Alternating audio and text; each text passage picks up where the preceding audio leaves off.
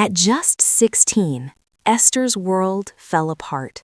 She had fallen deeply in love with Etam, a charming young man who made her believe in forever. When she discovered she was pregnant, she thought he would stand by her side. Instead, his love turned cold. He denied her, humiliated her, and walked away. The shame was too much for her parents.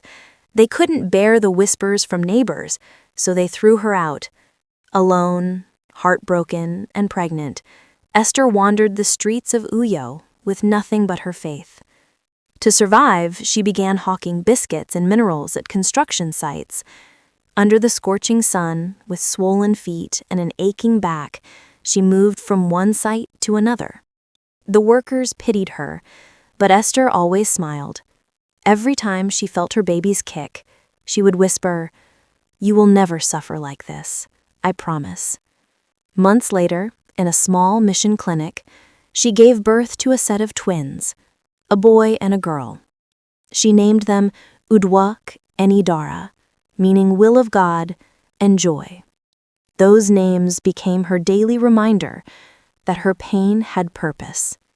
Life tested her, but she never gave in. She hawked, washed clothes, cleaned offices, anything to feed her children and keep them in school. When people mocked her, saying, "Esther, all this struggle for what?"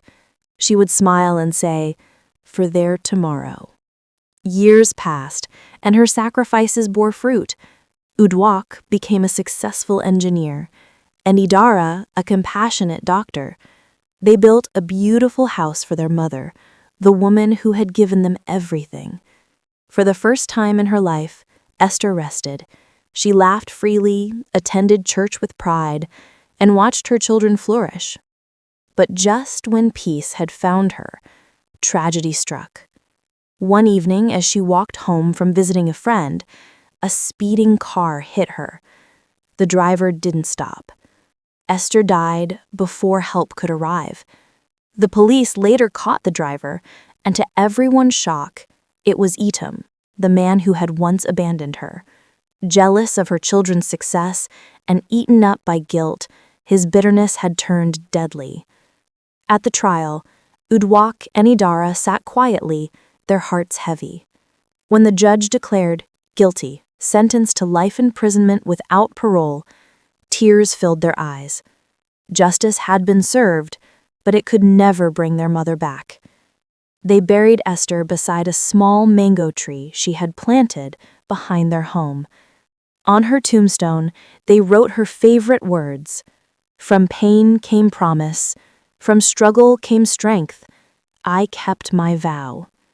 And as the wind whispered through the mango leaves, Uduak and Idara swore to live every day in honor of their mother's promise, a promise born from love, sacrifice, and unbreakable strength.